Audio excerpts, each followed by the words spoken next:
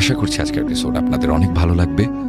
বেশি কথা না বলে সবার আগে চলে যাব আজকের প্রথম ঘটনায়। এখন যে ঘটনাটি আপনাদের সাথে শেয়ার করব, এই ঘটনাটি যিনি পাঠিয়েছেন তার নাম হচ্ছে জিশান।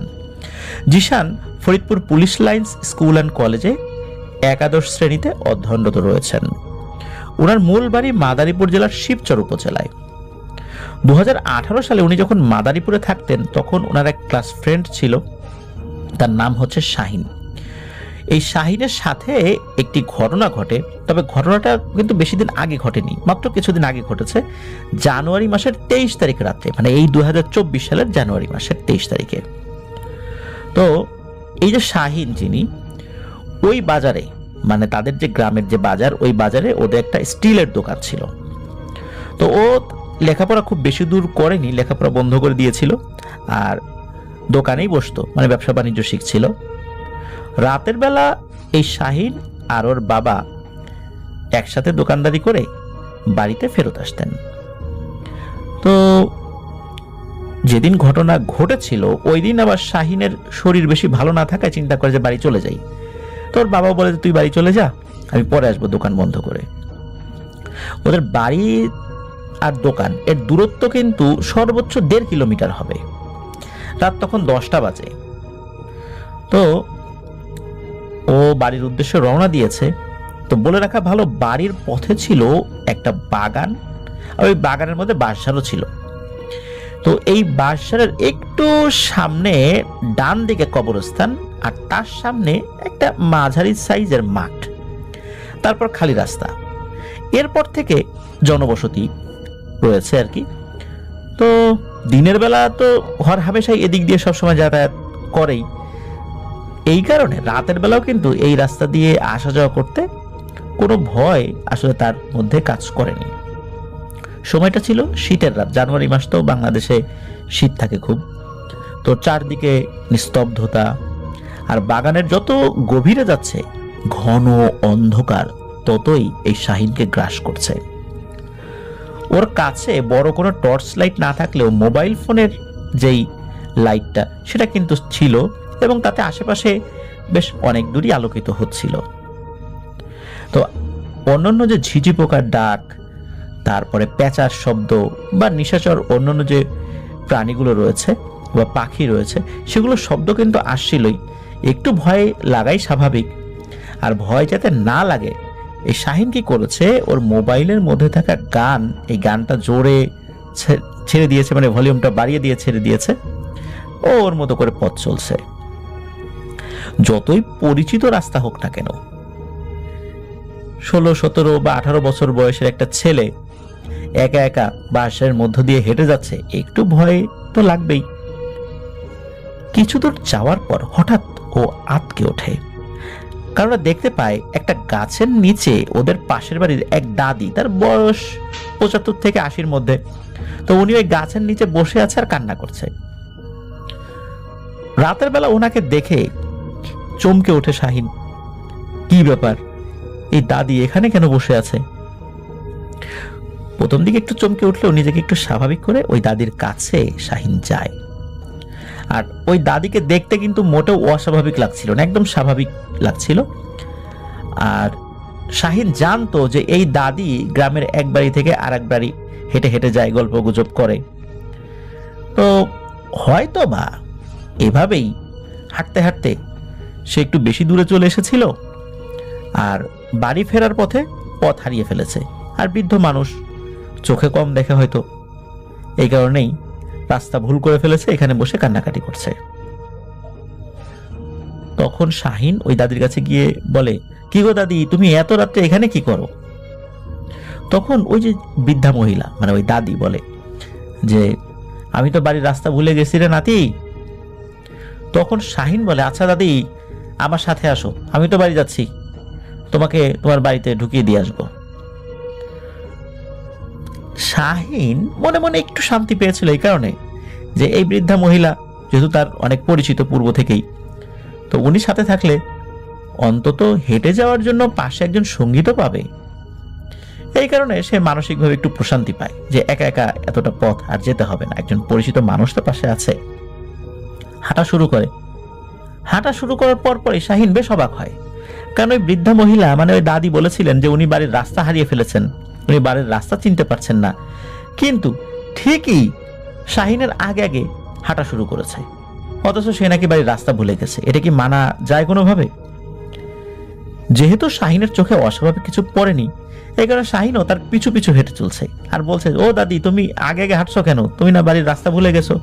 আবার তো অন্যদিকে চলে যাবা, দাঁড়াও, একসাথে যাই, আমি তোমাকে পথ দেখিয়ে দেখিয়ে নিয়ে যাব। শাহিনের কথায় ওই বৃদ্ধা মহিলা কোনো কর্ণপাত করছে না, কিন্তু মাঝে মাঝেই ওই বৃদ্ধা মহিলা বলে উঠছে, এই তোর মোবাইল ফোনের লাইট নিভা। মানে ধমকের সুরে সে এই কথাটা বারবার বলছে। তখন শাহিন বলছে, ও দাদি, আশেপাশে তো বাঁশ ঝোড়, বিভিন্ন জঙ্গল, রাতের বেলা সাপ পোকা উঠে আসতে পারে, তখন তো ঝামেলা হবে, লাইট তো অফ করা যাবে না। ক্ষিপ্ত হয়ে ওই বৃদ্ধা মহিলা আবারও বলে, এই তোরে বললাম না লাইট বন্ধ কর। এভাবে ধমক দিচ্ছে, কিন্তু শাহিন লাইট বন্ধ করছিল না, কারণ হচ্ছে রাতের বেলা ওই পথে চলতে কিছুটা ভয় রয়েছে, ভূতের ভয় না হলেও এই ধরনের সাপ পোকার ভয় তো রয়েছে। তো উনি বলছেন, শাহিন বিষয়টাতে খুব অবাক হচ্ছে যে উনি তো একজন বৃদ্ধা মহিলা, রাতের বেলা চলতে তো তার কষ্ট হওয়ার কথা, তার আরো লাইট লাগার কথা, কেন সে বারবার মোবাইল ফোনের লাইটটা নেভাতে বলছে? তো শাহিন লাইট নেভাচ্ছে না ওনার কথায়, আর শাহিন অবাকও হচ্ছে। তখনও কিন্তু অস্বাভাবিক কোনো কিছু শাহিনের কাছে মনে হচ্ছিল না। হঠাৎ করে কি হয়, ওই যে সামনে একটা কবরস্থানের কথা বলেছিলাম আমরা ঘটনার শুরুতে, ওই কবরস্থানের কাছে যখন তারা এসেছে, শাহিনের থেকে কিন্তু কিছুটা সামনে ওই বৃদ্ধা মহিলা, তখন কি করেছে, ওই বৃদ্ধা মহিলা সোজা না গিয়ে ওই ডান দিকে কবরস্থানের দিকে নেমে যায়। তখন শাহিন খানিকটা ভয় পায়। ভয় পাওয়ার পরও শাহিন আবার ভাবে যে উনি তো বয়স্ক মানুষ, আবার রাস্তা ভুলে গিয়ে কবরস্থানের দিকে গেল কিনা। শাহিন ওই বৃদ্ধা মহিলাকে বলে যে, দাদি দাদি, রাস্তা তো ওইটা না, তোমার বাড়ির রাস্তা তো সোজা, চলো এদিকে চলো। কিন্তু ওই বৃদ্ধা মহিলা শাহিনের কথায় কোনো ধরনের কর্ণপাত না করে সোজা কবরস্থান দিকে হেঁটে চলছে। শাহিন চিন্তা করে, এই দাদি মনে হয় এখন কানেও কম শোনা শুরু করেছে, এই কারণেই এতবার ডাকার পরও সে শুনতে পাচ্ছে না। তো শাহিন কি করছে, ভয় না পেয়ে ওনার পিছনে পিছনে যায় ওনাকে থামাতে। ততক্ষণও কিন্তু ওই বৃদ্ধা মহিলা কবরস্থানের মধ্যে ঢুকে পড়েছে। তো শাহিন তাকে খোঁজার জন্য কবরস্থানেও ঢোকে। একটু সামনে যাওয়ার পরই শাহিন যা দেখে, তা দেখে নিজেকে আর সামলাতে পারে না। ও দেখে যে ওই যে বৃদ্ধা মহিলা যিনি স্বামী, সে কিন্তু আরো 5-6 বছর আগেই মারা গিয়েছিল এবং তাকে এই শাহিন চিনত। শাহিন দেখে যে ওই বৃদ্ধা মহিলার স্বামী আর ওই বৃদ্ধা মহিলা একসাথে বসে একটা পচে যাওয়া লাশ খাচ্ছে, যদিও বা ওই লাশ থেকে কোনো দুর্গন্ধ বের হচ্ছে না। এইটা দেখার সাথে সাথে শাহিন ওরে আমার আল্লাহ বলে প্রচন্ড জোরে এক চিৎকার দিয়েছে। সাথে সাথে ওই ভয়ানক পিশাচ দুটো এই শাহিনকে একটা লাশের হাত ছিঁড়ে ইশারা করে খেতে বলছে। এটা দেখে শাহিন আর সহ্য করতে পারে না। ওই জায়গা অজ্ঞান না হলেও জীবন বাঁচানোর তাগিদে যত শক্তি ছিল সমস্ত শক্তি একত্র করে আল্লাহর নাম নিয়ে বাড়ির দিকে সোজা দৌড় দেয়। ওর ফোনের কিন্তু লাইট তখনও জ্বলছে। ও দৌড়ে বাঁশঝাড় পার করে যখন ওই মাঝারি সাইজের মাঠের কথা যে আমরা ঘটনা শুরুতে বলেছিলাম, মাঠের কাছে যখন এসেছে তখন একটু ক্লান্ত হয়ে পেছন দিকে তাকায়। তখন দেখে ওই পিশাচ দুটি তার পরিচিত দুটো মানুষের অবয়ব নিয়ে যে এসেছিল ওই কবরস্থানের ভেতরে বসেছিল। এই দুটোর আকৃতি অনেক লম্বা এবং তার বডির থেকে পায়ের আকৃতি অনেক অনেক লম্বা। বড় বড় পায়ে খুব ধীর গতিতে ওর দিকে এগিয়ে আসে। অনেকক্ষণ দৌড়ে যতটুকু আগাতে পারে ওরা এক কদম ফেললে ততটুকু এগিয়ে যায়। আর পেছন থেকে বলছে, এই দাঁড়া, মোবাইলের আলোটা একটু নিভা। এই কথা শোনার পর শাহিন আবারও দৌড় দেয়। আল্লাহর অশেষ রহমতে সে ওইখানে সেন্সলেস হয়নি। সে বাড়ির উঠোনেও চলে আসে এবং উঠোনে পড়ে আশ্রে পড়ে। তখন শাহিন জ্ঞান হারায়। প্রতিমধ্যে কোথাও জ্ঞান হারায়নি। বাড়ির সবাই এসে দেখে যে শাহিন জ্ঞান হারিয়ে পড়ে আছে। ধপাস করে পড়েছিল, এই শব্দেই বের হয়ে এসেছিল। তোকে ঘরে নিয়ে আসা হয়, ওর জ্ঞান ফেরানো হয়, এরপর থেকে প্রচন্ড জ্বর আসে। তো সবাই ভেবেছিল তেমন কিছু হবে না, হুজুর দিকে একটু ঝাড়ফুঁক করালেই হবে। তো জ্বরের পরিমাণ এতটাই বেশি ছিল যে ভোরবেলায় তাকে অ্যাম্বুলেন্সে করে ফরিদপুর মেডিকেলে নিয়ে আসা হয়। ওর জ্ঞান ফেরার পর সব ঘটনা খুলে বললেও ও যে ভয়টা পেয়েছিল এবং প্রচন্ড জ্বর এসেছিল, এর প্রভাবেই ও কয়েকদিনের মধ্যেই মারা গিয়েছিল। মারা যাওয়ার আগে ও পুরো ঘটনাগুলো বলেছিল। আর ওই দাদির কাছ থেকে পরবর্তীতে তথ্য নিয়ে জানা যায় উনি সন্ধ্যার পরে কোথাও বের হন নাই, উনি বাড়িতেই ছিলেন। মূলত ওই দাদির বেশেই ভয়ানক এই লাশখেকো পিশাচগুলো শাহিনকে ভয় দেখিয়েছিল। আর শাহিন ছোট মানুষ ছিল, যার কারণে এই বিষয়টা ও আসলে নিতে পারে নাই। অসুস্থতা এই লেভেলে চলে গিয়েছিল যে ও আর বাঁচতেই পারে নাই। আল্লাহ শাহিনের ভুল ত্রুটি ক্ষমা করে তাকে জান্নাতুল ফেরদৌসের মেহমান হিসেবে কবুল করুন, আমরা এই দোয়াই করব। প্রিয় লিসেনার্স, এমন ঘটনা যেন কোনো পরিবারে না ঘটে, কারোর সাথে না ঘটে, আমরা এটাই চাই।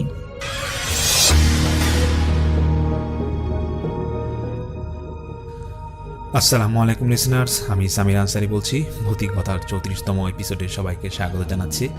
আর আলিফ ভাইকে তো অনেক অনেক ধন্যবাদ, আমাকে তিনি প্রতিনিয়ত এই এপিসোডে ঘটনা শেয়ার করার জন্য আমন্ত্রণ জানাচ্ছেন। তো আজকে আমি যে ঘটনাটা শেয়ার করব, এটা শিশির আপু নামে একজন আপনি পাঠিয়েছেন খুলনা থেকে, এবং সম্পূর্ণ এপিসোডে আমি ওনার ঘটনাই শেয়ার করব, কারণ ওনার ঘটনাটা বেশ বড় এবং খুব একটা ভয়ঙ্কর একটা ঘটনা। এবং আমার সবচেয়ে বেশি অবাক লেগেছে যে এই শিশির আপুর সাথে এখনও নাকি অনেক জিনের কথাবার্তা হয়, এবং ওনার বাসায় নাকি উনি প্রায় সময় জিনকে দেখতে পায়, বিশেষ করে জিন নাকি বিভিন্ন রূপে ওনার বাসায় আসে। তো যাই হোক, আমি এই ঘটনাটা আমি দুটা পর্বে বলবো। প্রথম অংশে আমি ওনার ঘটনার প্রথম অংশ বলছি, আর পরবর্তীতে আমি বাকি অংশটা বলবো। আপনারা প্রথম থেকে ঘটনাটা খুব মনোযোগ দিয়ে শুনবেন। এই ঘটনাটা প্রথম ঘটে ওনার বাবা মার সাথে 1996 সালের দিকে। তো ওনার আব্বা আমার অনেক বছর ধরে বাচ্চা হচ্ছিল না, তো এই জন্য নাকি ওনাদের অনেক মন খারাপ থাকতো সবসময়। এবং শিশিরাপুর আব্বা মা ওনারা নাকি বাংলাদেশের বিভিন্ন নামি দামি ডাক্তার তখন দেখিয়েছিলেন, এবং ইন্ডিয়া পর্যন্ত গিয়েছিলেন যে বিভিন্ন ডাক্তারের কাছে। তো সবাই আশা ছেড়ে দিয়েছিল এবং বলেছিল যে আপনারা 95% শিওর থাকেন যে আপনাদের আর সন্তান হচ্ছে না। তো শিশিরাপুর আব্বু তখন তিনি পুলিশে জব করতেন, এবং ওনার পোস্টিং ছিল তখন খাগড়াছড়িতে। তো সেই সময় শান্তি বাহিনীর খুব উপদ্রব ছিল। তো একদিন রাতে বেলা শিশির আপুর আব্বা উনি কাজে যখন খুব ব্যস্ত ছিলেন, একটু রাত করে বাড়িতে ফিরবেন। তো উনি একাই ভাবছিল যে হেঁটে হেঁটে বাড়ি চলে যাবেন, এবং ওনার বাড়িটা খুব দূরে ছিল না, মানে 1 কিলো কি 1.5 কিলো দূরে ছিল ওনার পুলিশ স্টেশন থেকে। যাই হোক, তো উনি বের হয়ে যান ওনার কর্মস্থল থেকে। তো হাঁটতে হাঁটতে উনি যখন একটু অন্ধকার একটা ঝোপঝাড়ের মাঝখান দিয়ে একটু শর্টকাট রাস্তায় যাচ্ছিলেন, তখন শিশির আপু উনি ফিল করতেছে যে সাপের ফনা তুললে যেরকম আওয়াজ হয় সেরকম আওয়াজ আসতেছে। এবং উনি ভাবে যে শান্তি বাহিনীর কেউ আবার ওনাকে ফলো করছে নাকি। উনি ওনার অস্ত্রটা প্রায় পকেট থেকে বের করে রাখছিল, যে মানে দেখা মাত্রই গুলি করবে এরকম।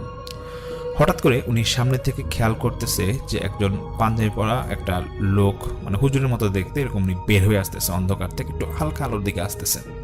এটা দেখা মাত্রই শিশিরাপুর আব্বুনি অস্ত্র তাক করে মানে গুলি করবেন এমন একটা অবস্থা। তো সেই লোকটা নর্মালি বলতেছে, মানে সেই হুজুরটা শিশিরাপুর আব্বুকে নর্মালি বলতেছে যে তোর তো সন্তান হয় না, তুই তো অনেক কষ্টে আসিস, তো যেহেতু তোরা তো কষ্ট, তো তুই এক কাজ কর, তোকে আমি এটার একটা সমস্যার সমাধান করে দিচ্ছি। তো এটা বলা মাত্রই নাকি শিশিরাপুর আব্বু বলতেছে যে আমার সন্তান হয় না, আপনি জানেন কি হবে?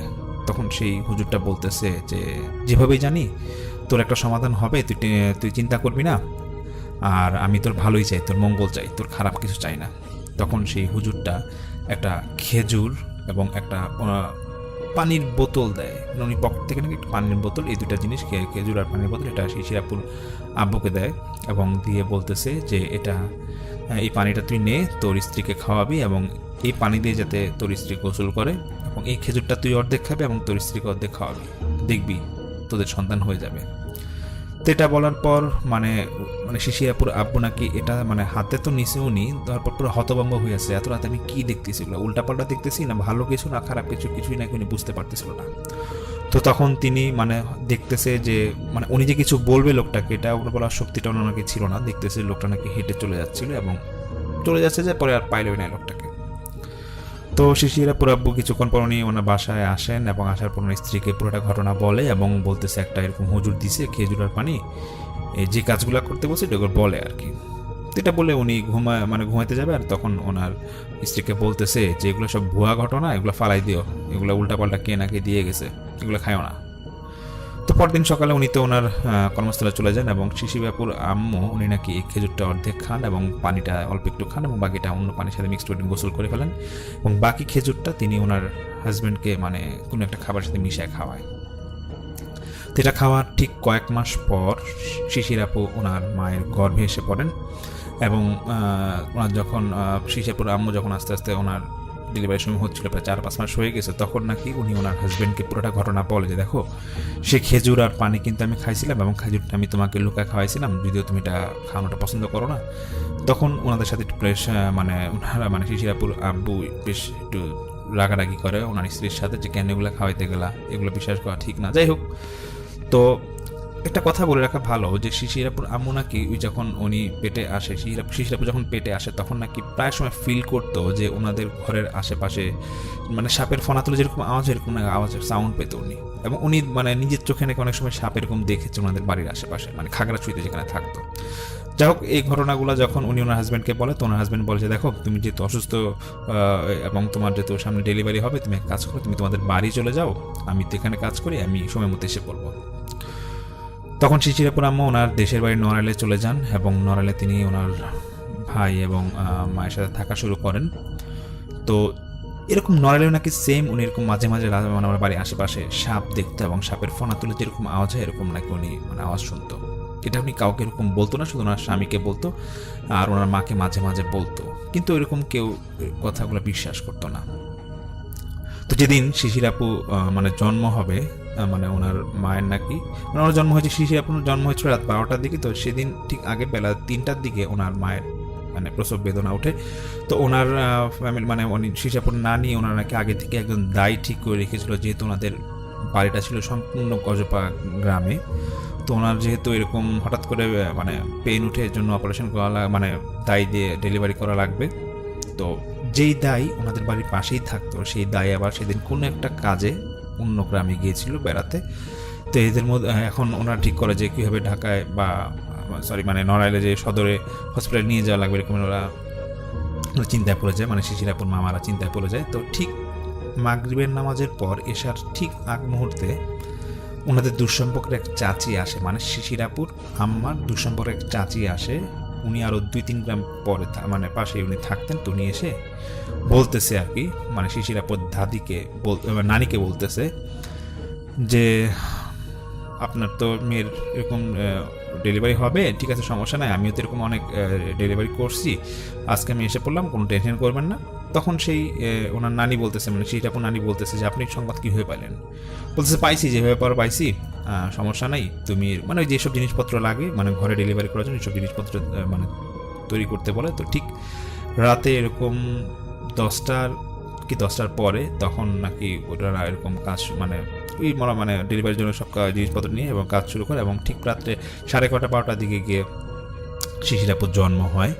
তো জন্ম হওয়ার পর উনি মোটামুটি আল্লাহ দিলে সুস্থই ছিলেন। তো যেটা ঘটনাটা ঘটে, সেই চাচি শিশির আপুর আম্মার সেই চাচি উনি বলতেছে শিশির আপুর মাকে বলতেছে, দেখ বাবা অনেক রাত হয়ে গেছে, আমি তো বাড়ি যাওয়া লাগবে। তো তখন ওই ওনার মামারা শিশির আপুর মামারা বলতেছে যে থাক চাচি, আপনি এক কাজ করেন, আপনি কালকে সকালে যান। বলতেছে না, সকালে অনেক কাজ আছে, তোদেরকেও আসতে হবে, আমাকে এখন রাতে বাড়ি পৌঁছায় দে। তো ওনার শিশির আপুর 2জন মামা যারা ছিল, তো ওনারা সেই চাচিকে নাকি রাস্তায় ওনার বাড়ি পৌঁছায় দিবে। তো ওনার নাকি কোনো রকম 1টা গ্রাম পার হয়েছে, তখন সেই চাচি বলতেছে যে আমার বাড়ি পর্যন্ত তোদের আসা লাগবে না, তোদেরকে কালকে সকালে এমনি আমার বাসায় আসতে হবে, কিছু কাজ আছে। তখন সেই মামারা বলতেছে যে কেন, কি কাজ? এটা সকালে বুঝতে পারবি, আজকে আর তোদের আসা লাগবে না, আমি অন্ধকারে আমার তোদের টেনশন করা লাগবে না, আমার হাতে হারিকেন আছে, আমি হারিকেনে যেতে পারবো। তখন তো সেই চাচি চলে যায় আর ওনার শিশির আপুর মামারা ওনারা বাসায় এসে পড়ে।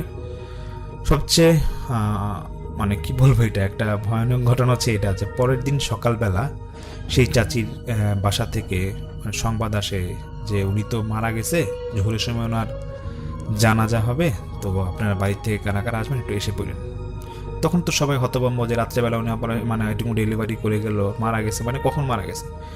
বলতেছে যে কালকে মাগরিবের ঠিক আগ মুহূর্তেই সেই চাচি নাকি মারা গেছে, এবং ওনার যে ওনাদেরই কোনো আত্মীয় এসে বলে গেছে এটা, এবং ওনারা শিশিরাপুর মা, নানি এবং মামা যারা বাসায় ছিল সবাই নাকি হতভম্ব হয়ে গেছে। যেটা কি বলতেছে, যে মহিলা রাত্রেবেলা আমাদের ঘরে আসলো, আমরা নিজের আগে ওনাকে পৌঁছায় দিলাম অর্ধেক রাস্তা, এবং উনি মানে ডেলিভারি বন্ধ করলো শিশিরের, সে কীভাবে সন্ধ্যার আগে মারা যায়? কারণ সে তো রাত্রে 12টা-1টা পর্যন্ত আমাদের এখানেই ছিল। তখন মানে এটা এতটাই মানে ওরা হতভম্ব হয়ে যায়, এটা সলিউশন নাকি তারা কখনো পায় না, যেটা উত্তরটাই তারা পায় না যে কীভাবে এটা সম্ভব হইল। যাই হোক, তারপর এরকম নাকি আস্তে আস্তে এরকম প্রায় সময় নাকি শিশিরাপুর আম্মা, উনি একজন বয়স্ক মহিলাকে এরকম প্রায় স্বপ্ন দেখতেন, এবং তারপর নাকি শিশিরাপুর আস্তে আস্তে বড় হতে থাকে। কিন্তু একটা ঘটনা যেটা, সেটা হচ্ছে যে শিশিরাপুর আম্মা নাকি তারপরও নাকি প্রায় সময় এরকম সাপের ফোনা তুলে যেরকম আওয়াজ হতো, সে আওয়াজগুলো নাকি প্রায় সময় পেত। তো এটা ছিল ঘটনার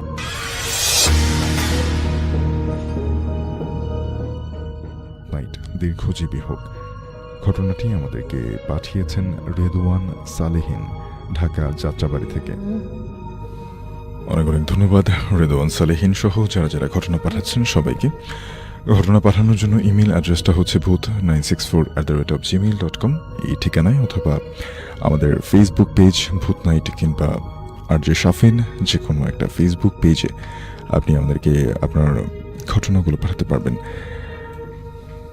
ফেসবুক লাইভ অডিও স্ট্রিমিংয়ে যারা যুক্ত হয়ে আছেন অবশ্যই লাইভ অডিও স্ট্রিমিংটি শেয়ার করে দেওয়ার অনুরোধ করব, যাতে করে আরও বেশি মানুষের কাছে আমরা পৌঁছে যাই এবং সেখান থেকে আরও বেশি ঘটনা আমরা পেতে পারি। আপনারা কেউ রুকাইয়া দেখেছেন কিনা, যেটার মাধ্যমে আসলে জিন যেই মানুষের দেহে আসর করে সেই দেহে হাজির করানো হয়, এবং তখন মানুষ বেশ অন্য রকমের একটা কণ্ঠে কথা বলে, যার কণ্ঠ একেবারে, বিশেষ করে যদি এমনটা হয় যে কোনো শিশু, সে নারী হতে পারে, পুরুষ হতে পারে, ছেলে হতে পারে, মেয়ে হতে পারে, তো যে কোনো মানুষ কিংবা যে কোনো বাচ্চা যখন পজেসড হয়, অর্থাৎ আসর করানো হয়, এরপরে যখন তার ভেতরে সেই অশরীরীকে হাজির করানো হয়, তখন তার কথা বলার যে কণ্ঠটা থাকে সেটা মূলত জিনের কণ্ঠ। আমরা জিনদেরকে কোনো সময়ই আসলে দেখতে পাই না। আমরা জানি ইসলাম ধর্ম মতো যেটা বলা হয় যে মানুষের চোখে একটা পর্দা দেয়া রয়েছে, অদৃশ্য একটা পর্দা, যেই পর্দাটার জন্য আমরা তাদেরকে দেখতে পারি না। আমরা যদি জিন জাতিকে দেখতে পারতাম তাহলে এমনটাও বলা হয় যে আসলে আমরা আসলে হাঁটতে পারতাম না, এত পরিমাণে জিন পৃথিবীতে আছে। কিন্তু সৌভাগ্যবশত আমরা আসলে তাদেরকে দেখতে পাই না, এবং তাদের আকার আকৃতিও আমাদের মতো এতটা সুন্দর বা এতটা নিখুঁত বা নির্দিষ্ট নয়, একটু অন্যরকম। সেখানে আমি একটা ঘটনা শেয়ার করতে পারি আপনাদের সাথে, যে অনেকেই আসলে অনেকভাবে দেখে থাকেন, তো একেবারে মনে রাখাটা অনেকের ক্ষেত্রে অনেক কঠিন হয়ে থাকে। আমার একজন হাফেজ বড় ভাই ছিলেন, তিনি একটা ঘটনা শেয়ার করেছিলেন আমার সাথে। আমার ঠিক মনে পড়ছে না আমি ভূত নাইটে এটা শেয়ার করেছি কিনা, তবে আমি ঘটনাটা আপনাদের সাথে এখন বলতে পারি। তিনি এবং তার স্ত্রী ঢাকাতে একটা বহুতল ভবনে থাকেন, সবাই আমরা যেমনটা থাকি। তো তাদের বাসাটা ছিল 6th ফ্লোরে, আর পুরো বিল্ডিংটা 8 তলা। তো তার স্ত্রী বারান্দায় গিয়ে রাতের বেলাতে কোনো একটা কাজের জন্য, কোনো একটা কাপড় বা কোনো একটা কিছু শুকাতে দিতে বা যে কোনো একটা কিছু রাখতে বারান্দায় যান রাতের বেলা, এবং বারান্দায় গিয়ে সে অদ্ভুতভাবে দেখেন যে তার বারান্দা থেকে অনেক পরিমাণে চুল, মানে একটা মানুষের, একটা মেয়ের লম্বা চুল যেমনটা হয়ে থাকে সেরকম একটা লম্বা চুল তার বারান্দার গ্রিলের বাইরে, এবং বিশাল বড় চুল। তো এটা দেখে সে রীতিমতো অবাক যে এটা কিভাবে সম্ভব, এখানে আসলে চুল কোত্থেকে আসবে, একটা মানুষের চুল। আর মনে হচ্ছিল যে সেই চুল বলি বা যার মাথার চুল সে উপর দিকটাতে আছে, মানে উপর থেকে চুলটা নিচের দিকে ঝুলে আছে। তো এটা দেখার পরে স্বাভাবিকভাবে সে অনেকটা ঘাবড়ে যায়। সে মনে করেছে যে প্রথম তারা এমনটা ভাবেনি যে আসলে সেখানে কোনো অলৌকিক কিছু আছে, তারা ভেবেছে হয়তো কোনো দুর্ঘটনা কিনা, কোনো মানুষ কোনো কিছু করে ফেললো কিনা। তো এই ভেবে আসলে তিনি আমার সেই ভাইকে ডাকতেন। তো সে আসেন, এবং সে আসার পরে সে সেটা দেখে কিছু একটা বুঝতে পারে। আমি আগে বলছিলাম সে কোরআনে হাফেজ, তো এই বিষয়গুলো নিয়ে তাদের একটু অভিজ্ঞতা থাকে, যেহেতু অনেক এক্সপার্ট, অনেক ইসলামিক এক্সপার্টের সাথে তারা থাকেন। যখন হাফিজি পড়তে হয়, একটা লম্বা সময় মাদ্রাসায় থাকতে হয়, তাদের এই বিষয়ে ধারণা থাকে। তো সে এটা দেখার পরে সে বুঝতে পারে যে এটা আসলে মানুষ সম্ভবত না। তারপরেও একটা সন্দেহ কাজ করছিল, এত স্পষ্ট দেখতে পাচ্ছেন যে এখানে চুল ঝুলে আছে।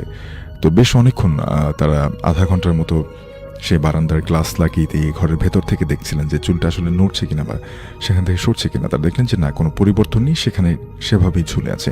তখন তিনি ভাবলেন যে আসলে হয়তো এটা কোনো অশরীরী বা এরকম কোনো কিছু না, এটা হয়তো কোনো মানুষ। এটা ভেবে তারা দুজন লাইট নিয়ে ছাদে গেলেন সেটা দেখার জন্য। প্রথমে উপরের ফ্লোরে গেলেন, মনে করলেন যে এত রাতে নক করবো, সবাই হয়তো ঘুমাচ্ছে। তো তারা ছাদে চলে গেলেন, কারণ সেই বারান্দা থেকে উকি দিয়ে তারা যতটা দেখতে পাচ্ছিলেন যে মনে হচ্ছিল একেবারে ছাদের উঁচু রেলিং যেটা রয়েছে সেই রেলিংয়ের উপরটা থেকে চুলটা আসছে। তো এবং আমি আরেকটু ভুলে গেছি যে আসলে সেই চুলটা আসছে, একই সাথে তারা একটা অবয়বের মতো দেখতে পাচ্ছিলেন। তো পরে যখন তারা ছাদে গেলেন, তারা ছাদে গিয়ে দেখলেন যে সেই রেলিংয়ের উপরটাতে একটা মেয়ে মানুষের মতো, কিন্তু আকৃতিতে আরো অনেক বড় হবে, মানে খুব বড় সড়ো একটা মেয়ে মানুষের মতো এরকম বসে আছে।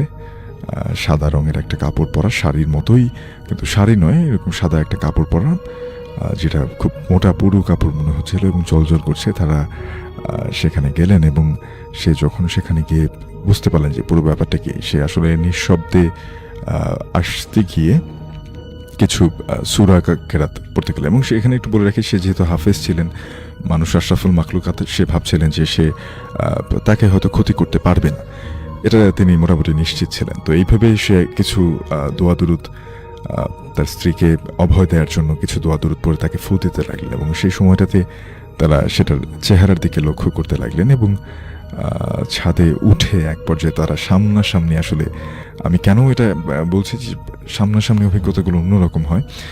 তো ছোট বয়সে দেখলে বা অপ্রস্তুত হয়ে কেউ গেলে তখন সেটা সুন্দরভাবে বর্ণনা করতে পারে না। তিনি আমাকে খুব সুন্দরভাবে বুঝিয়ে বলেছিলেন, বর্ণনা করেছিলেন যে আমি দেখলাম যে সেই অবয়বটা ঠিক মানুষের মতো, কিন্তু আবছা একটা চেহারা, অর্থাৎ নাক মুখ চোখ সব কিছুই আছে, কিন্তু কোনো কিছুই আসলে তার যথাস্থানে নেই। অর্থাৎ নাকটাকে তার মনে হচ্ছিল যে নাকটা মুভ করছে, তার মনে হচ্ছিল যে চোখগুলো মুভ করছে, মানে চোখের স্থান থেকে নড়াচড়া করছে, এরকম মুখটা মুভ করছে, মানে পুরো মুখটা তার কাছে মনে হচ্ছিল যে ভাসমান একটা মুখ। তো এই অবস্থা দেখে তারা আরও কিছু দোয়া দরুদ পড়ে এবং সেটা সেখানেই ছিল, সেটা সেখান থেকে সরে যায়নি বা তাদেরকে কোনো কিছু বলেনি বা কোনো রিয়াকশন করেনি, সেটা সেখানে বসেই ছিল। এরপরে তারা বাসায় চলে আসে এবং আর একটা লম্বা সময় পরে তারা আরও, যেটা বলেছিলেন যে আরও 2 ঘন্টার মতো সেটা ওখানেই ছিল। এবং এই 2 ঘন্টা পরে ফজরের আজান যখন দেয়, তারা আসলে ঘুমাতে পারছিলেন না, এত এক্সাইটমেন্ট কাজ করছিল।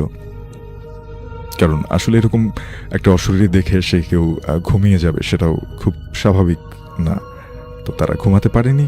পরে ফজরের সময়টাতে তারা বাইরে গিয়ে দেখলো যে না, সেখানে কোনো কিছু নেই।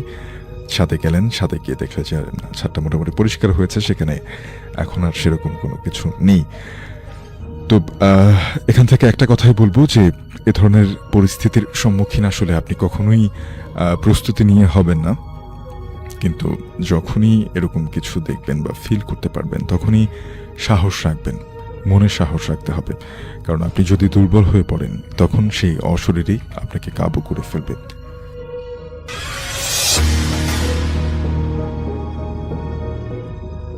ঘটনা পাঠিয়েছেন রিয়া বিশ্বাস, যেভাবে লিখে পাঠিয়েছেন ঠিক সেভাবেই পড়ে শোনাচ্ছি।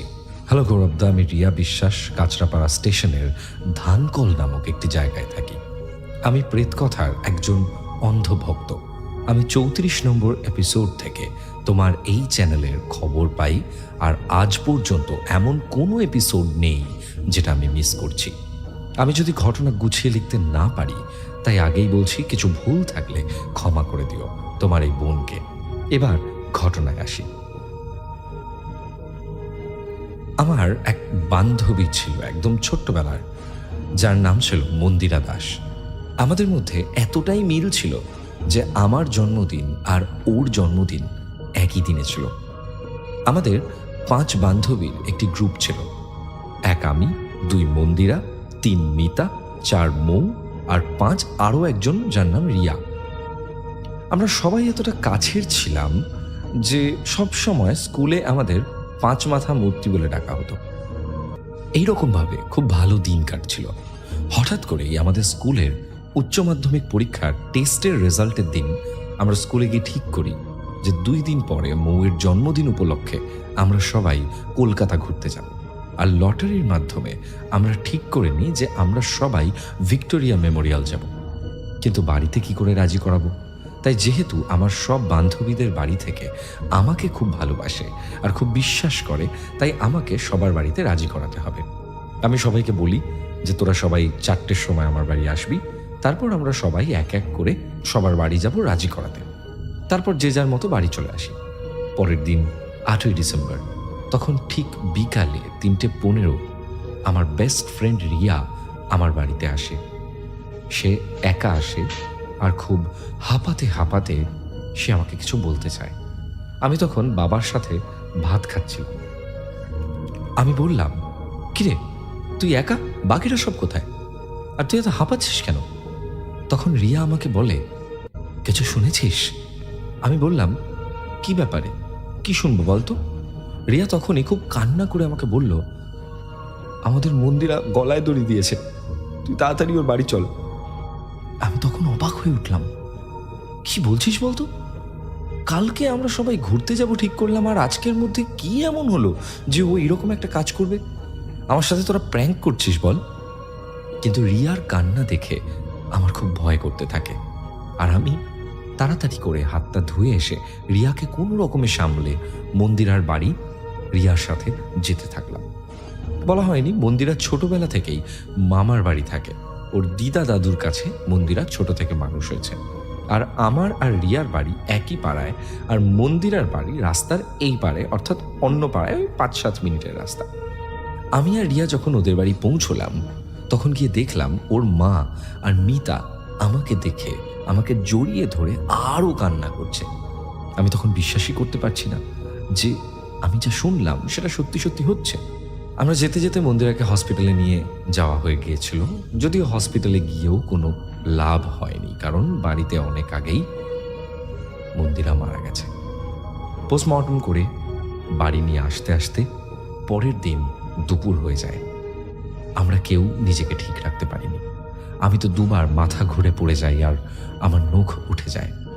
কিন্তু সেই দিন রাতে শুয়ে শুয়ে ভাবছিলাম, হঠাৎ কি হলো, মন্দিরা কেন এমন কাজ করলো? ব্যাপারটা এখানে শেষ হলো না। মন্দিরের ঘাট কাজের দিন ঘটল আরো এক ভয়ঙ্কর ঘটনা।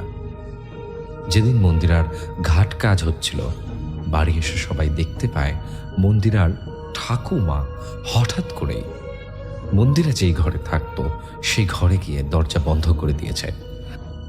সবাই অনেকবার ডাকলেও দরজা না খোলায় অবশেষে দরজা ভাঙা হলে দেখা যায় মন্দিরা ঠিক যেমনভাবে গলায় দড়ি দিয়ে আত্মহত্যা করেছিল, ঠিক তেমনভাবেই মন্দিরার ঠাকুমা আত্মহত্যা করেছে। এখানেই শেষ না, মন্দিরার বাড়ির লোকেরা ছাড়া অনেকেই ওদের বাড়ির পাশে মন্দিরাকে নাকি অনেকবার ঘুরে বেড়াতে দেখেছে। মন্দিরার মৃত্যুর 45 দিনের মাথায় একটা গৃহ শান্তি পুজো থাকলে সেই দিনও পুজোতে একটার পর একটা বাধা আসতে থাকে। তার ঠিক কিছুদিন পর একদিন হঠাৎ মন্দিরার দিদার লাশ একটি পুকুর ঘাটে পড়ে থাকতে দেখা যায়, যেই ঘাটে মন্দিরার ঘাট কাজ হয়েছিল। সবাই খুব ভয় পেয়ে যায়, পরপর এমন হচ্ছেটা কি? প্রত্যেকটি মৃত্যুর পেছনে কোনো কারণ ক্লিয়ার নয়। প্রত্যেকটি মৃত্যু কেন হচ্ছে, প্রত্যেকটি মৃত্যুর যোগসূত্র ঠিক কোথায়, কেউ বুঝতে পারছে না। এরপর এক অদ্ভুত ঘটনা ঘটতে শুরু করলো। আমার সব বান্ধবীদের স্বপ্নে মন্দিরে আসতে থাকলো। তাদের স্বপ্নে মন্দিরে এসে নাকি কিছু বলতো, কিন্তু অদ্ভুত ব্যাপার, আমার স্বপ্নে কিন্তু মন্দিরা কোনোদিনও আসেনি, কিন্তু আমি ওর উপস্থিতি অনুভব করেছিলাম। দিনটা ছিল আমার জন্মদিন। রাত 12টার সময় সবাই মেসেজ করছে, আমি সবাইকে রিপ্লাই দিয়েছি।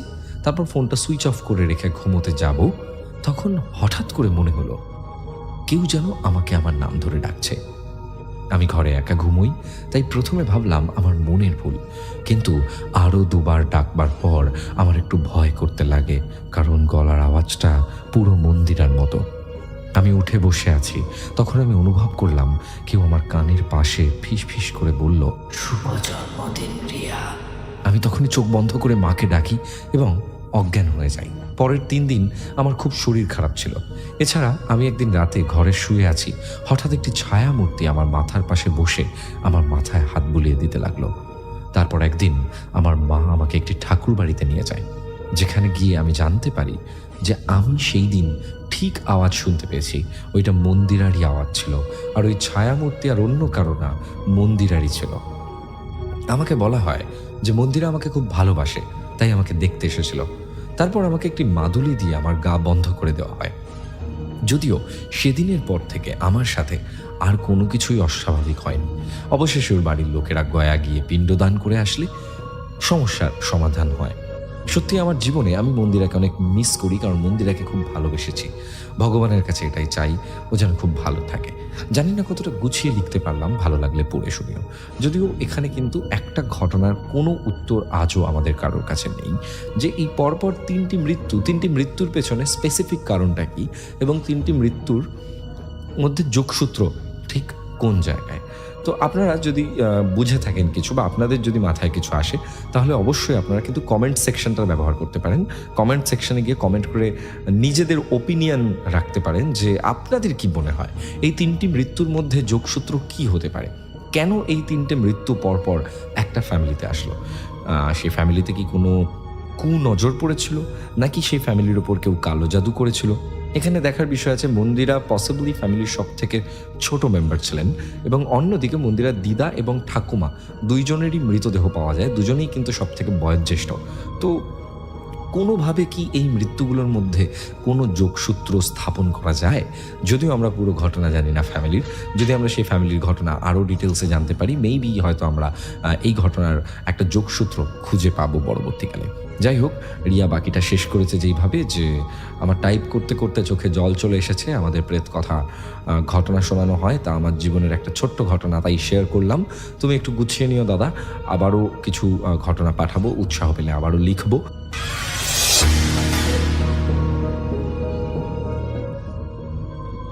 হ্যালো, আসসালামু আলাইকুম রাসেল ভাই। আজকে যে ঘটনাটি নিয়ে হাজির হয়েছি, এই ঘটনাটি আমাকে পাঠিয়েছেন লালমনিরহাট জেলা থেকে রোকন উদ্দিন ভাইয়া।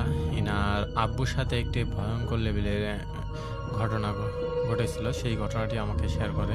তো সেই ঘটনাটি আপনাদের সাথে শেয়ার করতে যাচ্ছি। তো সরাসরি আমি ঘটনায় চলে যাচ্ছি। রোকন উদ্দিন ভাইয়ার আব্বুর নাম ছিলেন আজিজুল হক। ইনি একজন পেশায় একজন অটো ড্রাইভার। আজ থেকে প্রায় এই ঘটনাটি ঘটে 9 বছর আগের একটি ঘটনা। তিনি প্রতিনিয়ত এরকম অটো চালিয়ে ইনকাম করতেন, এটা আর কি ওনার পেশা ছিল। তো দিনের বেলা বাসায় কিছু কাজ করতেন এবং পাশাপাশি অটো চালিয়ে কিছু ইনকাম করতেন, এটা ছিল ইনকামের সোর্স। আর তাদের বাসায় লোক ছিল 2-3 জন, মানে তিনি এবং রোকন ভাইয়া এবং তার আম্মু, মানে 3 জন লোক। ইনি প্রতিনিয়তই যখন অটো চালাতেন, এরকম কোনো ভৌতিক বা কিছু ঘটতো না। একদিন উনি বাসায় কিছু কাজ করে, দুপুর পর্যন্ত কাজ করার পর উনি অটো ধরে বের হয়। কাজ তো শেষ হলো, অটো নিয়ে বের হয়েছে। তো ইনি এই অটোটা নিয়ে যখন বেরিয়েছে, তখন মোটামুটি 3টা বাজে এরকম সময়। তার বাসা কিন্তু লালমনিরহাট জেলার একটি প্রত্যন্ত গ্রাম, তো গ্রামের নামটাও বলতেছে না। তিনি যেটা বলে যে ওনার আব্বু যখন এই অটোটা নিয়ে 3টার সময় বেরিয়ে গেছে, তখন যে অটো নিয়ে যাওয়ার পরে উনি একটা ভাড়া পায়। তো ওই ভাড়াটা আমার আর মানে লালমনিরহাট থেকে আজিতমারি পর্যন্ত এরকম একটা ভাড়া পায়। এই ভাড়াটা মারার পর উনি অনেকক্ষণ যাবৎ আর কোনো ভাড়া মারতে পারে না। তখন মোটামুটি উনি আবার এক জায়গায় বসে কারোর সাথে গল্প করতেছিল। সেরকম গল্প করতে করতে মোটামুটি সন্ধ্যা হয়ে গেছে। তো যখন সন্ধ্যা হয়ে গেছে, তখন সন্ধ্যার কিছুক্ষণ পর মোটামুটি 7টা 7:30 বাজে, এরকম সময় একটা মহিলা লোক আসে। আসার পর উনি বলে যে আমি এই জায়গায় যাব, আপনি কি যাবেন, এই জায়গায় নিয়ে যেতে পারবেন? তো উনি এবার বলে যে আপনি এ তো একাই নিয়ে গেলে ভাড়া বেশি পড়বে, এরকম করে বলে রুকনউদ্দিন ভাইয়ের বাবা আজিজুল হক। যখন উনি এভাবে বলার পর উনি বলে যে আচ্ছা কয় টাকা নেবেন সেটা বলেন, আমি মানে দামাদামি করতে চাই। তো আজিজুল চাচা উনি আবার বললেন যে এই জায়গায় যেতে হলে 300 টাকা লাগবে, এরকম করে বলছে উনি। তো ওই লোক আবার এক কথায় রাজি হয়ে গেছে। যখন এক কথায় রাজি হয়ে গেছে, এনার আবার একটু খটকা লাগলো যে এক কথায় রাজি হয়ে গেল।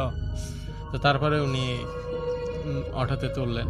তোলার পর ওই যাত্রীটাকে নিয়ে যাচ্ছে। যাওয়ার সময় মোটামুটি অর্ধেক রাস্তা গেছে, ওই জায়গা পর্যন্ত অর্ধেক রাস্তা গেছে।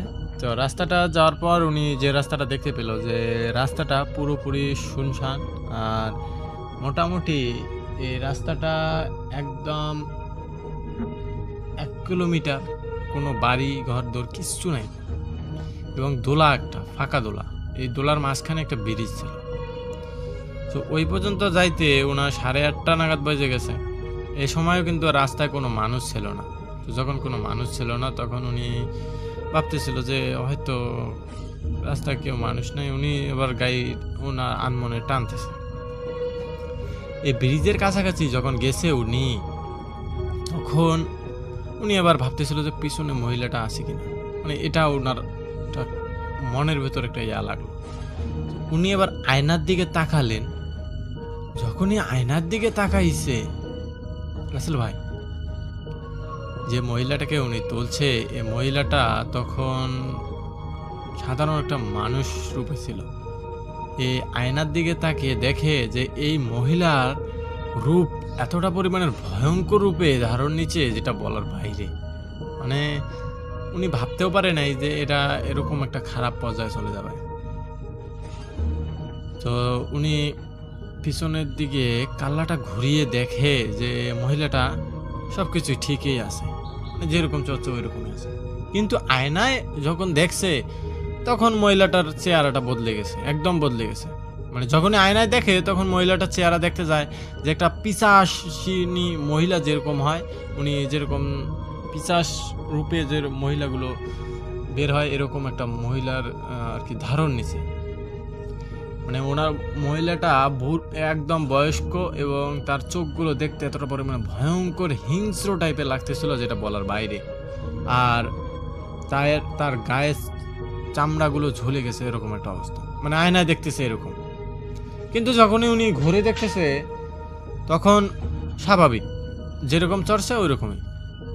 এইনার ভয় লাগা ভয় শুরু হয়ে গেল, এটা কিভাবে সম্ভব। আয়নার আবার কি হলো, উনি আবার কি করছে, আয়নাটা একটা ন্যাকড়া দিয়ে মুছতেছে ওই চলতি অবস্থায়। তো তারপরও যখন এরকম দেখা যাচ্ছে, উনি বোঝার বাকি ছিল না যে এখানে কিছু ভৌতিক কিছু ঘটতে যাচ্ছে। এই জন্য উনি আবার কি করছে, যে পিছনে না দেখে উনি আবার ভাবছে কোনোভাবে ওই জায়গা পর্যন্ত যাবে, যাওয়ার পর নামাই দিয়ে উনি চলে আসবে। তো যখন ওই পর্যন্ত জায়গা পর্যন্ত গেছে, যাওয়ার পর ওই মহিলাটা নেমে ওনাকে টাকা দিতে আসছে। তো মহিলাটাকে বললো যে আপনার বাসা কোথায়, আর আপনি কি কাজ করেন? তো উনি বলে যে এখানে বাসা। তো আর কোনো কথা না বলে উনি টাকা নিয়ে রওনা দিলেন পিছনের দিকে। তো যখন রওনা দিছে, ওই যে ব্রিজটা ছিল, ওই ব্রিজ পর্যন্ত আসার আগ পর্যন্ত সব কিছুই ঠিক ছিল, ভয় ভয় করে আসতেছে। ব্রিজে আসার পর ওনার অটোর লাইটের আলোতে দেখতে পাচ্ছে যে ওই যে মহিলাটাকে উনি নামাই দিল, ওই একই মহিলা আবার ওইখানে বসে আছে, এবং ওই মহিলাটার কিছুক্ষণ পর পর ওই রূপটা মানে বদলিতেছে, মানে চেঞ্জ হচ্ছে। যে ওই মহিলাটা যেরকম মানে রূপ আগে ছিল, এবং ওই বয়স্ক মহিলাটার রূপ যেরকম ছিল, ওরকম রূপ আসতেছে। এটা দেখার পর এই আজিজুল হক চাচার ভয়ে অবস্থা খারাপ। ইনি ও যখন মহিলাটাকে দেখছে সাইডে, ওর পুলের সাইডে বসে আছে, উনি আবার জোরে গাড়িটা টান দিছে। তো পুলটা কোনোভাবে পেরিয়ে গেছে। যাওয়ার পর কিছু দূর যাওয়ার পর উনি হঠাৎ করে ওনার আয়নার দিকে চোখটা পড়ে।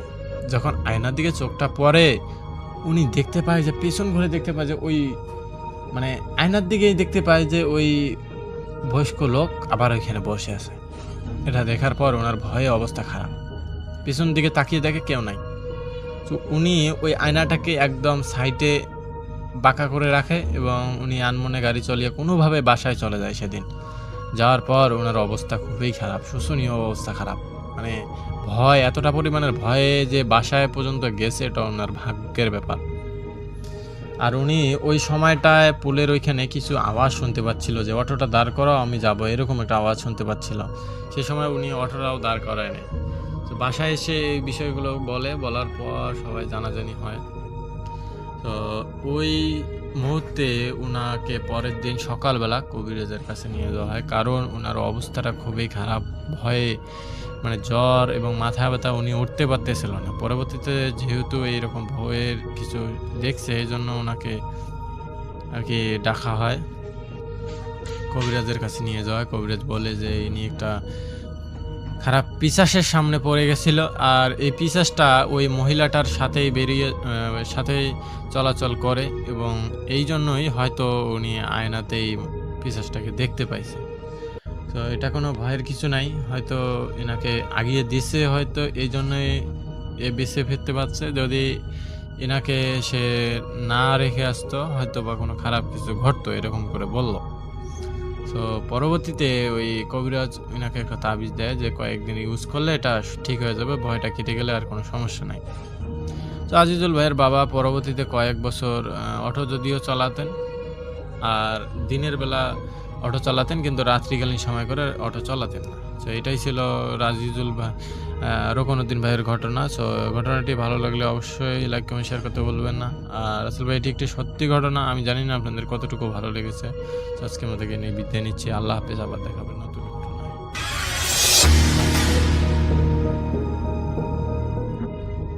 এই ঘটনাটি আমাদেরকে পাঠিয়েছেন তাফসির তোহা, ওনার বাড়ি নাটোরের নলডাঙ্গাতে। উনি এই ঘটনাটি ওনার খালাতো ভাইয়ের কাছ থেকে সংগ্রহ করেছিলেন। তো ওনার খালাতো ভাইয়ের নাম হচ্ছে রাফসান। তো কথা প্রসঙ্গে এই রাফসান একটি ঘটনা তাকে শোনান, সেই ঘটনাটি উনি লিখে আমাদেরকে পাঠিয়েছেন। তো চলুন মূল ঘটনাতে চলে যাই। ঘটনাটি এই রাফসানের ক্লাসমেট সোহেল, এই সোহেলের কাকার সাথে ঘটেছিল। আর মূলত এই সোহেলের মুখ থেকেই এই রাফসান ঘটনাটি শুনেছিলেন, যেটি তোহা ভাইকে তিনি জানিয়েছেন। তো এই যে সোহেল, তার কাকার নাম হচ্ছে জামিল। তো ঘটনাটি যখন ঘটেছিল তখন সাল ছিল 2004। এই জামিল কাকা তখন সবেমাত্র ক্লাস 9-এ পড়তেন বা উঠেছেন আর কি। তাদের গ্রামের এক গ্রাম পরে প্রতি বছর চৈত্র মাসের শেষের দিকে, অর্থাৎ চৈত্র মাসের শেষ রবিবারে 7 দিন ব্যাপী অনেক বড় একটা মেলা অনুষ্ঠিত হতো, যেই মেলা এখনো পর্যন্ত অনুষ্ঠিত হয়ে আসছে।